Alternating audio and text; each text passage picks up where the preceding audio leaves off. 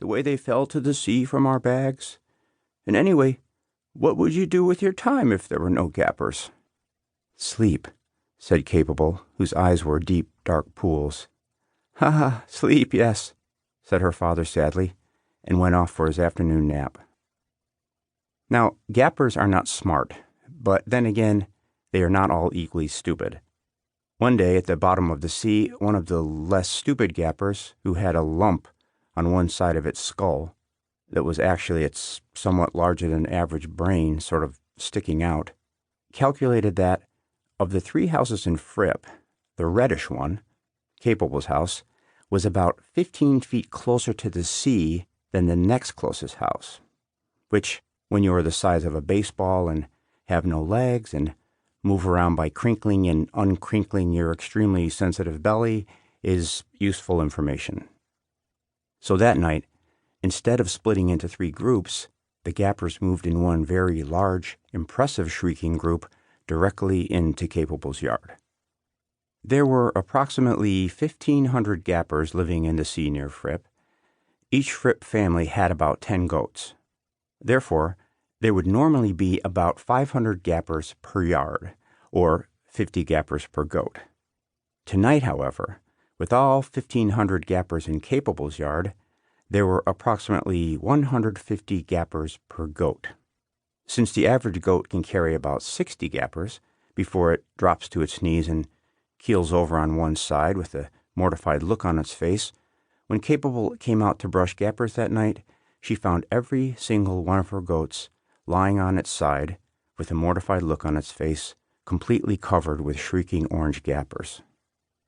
When the other Frip children came out to brush gappers, they found they had no gappers.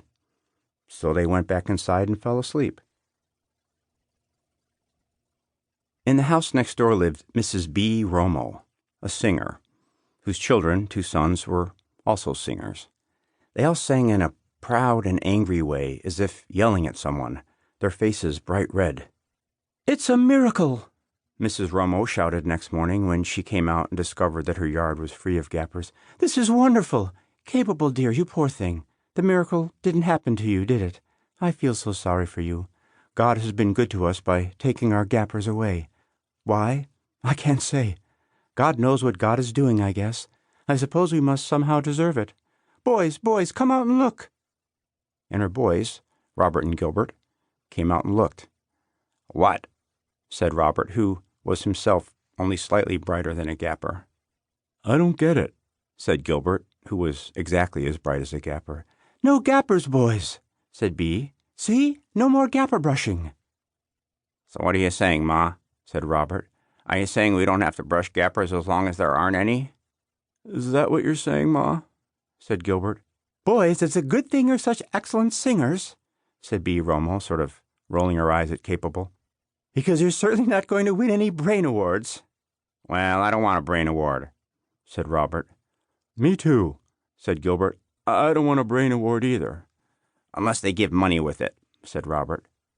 "Do they give money with it?" said Gilbert. "In that case, maybe I'll take it." "Money or candy," said Gilbert, "or a trophy." "Or a medal," said Robert. "Unless they pin the medal right directly into your brain," said Gilbert. "In that case, no, I don't want it."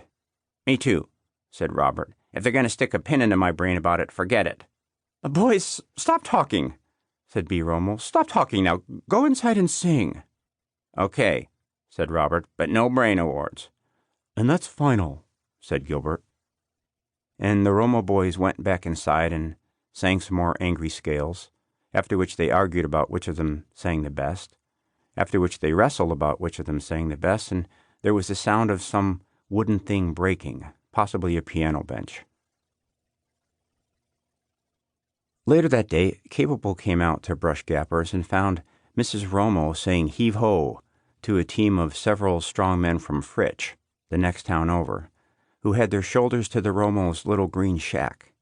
It was tilted way up, and Capable could see dark dirt and worms underneath and a pair of old shoes. "Hello, dear," Mrs. Romo said. "Hope you don't mind. I'm moving my house as far away from yours as I possibly can. After we spoke earlier, it occurred to me that the only thing separating my yard from your yard is a picket fence."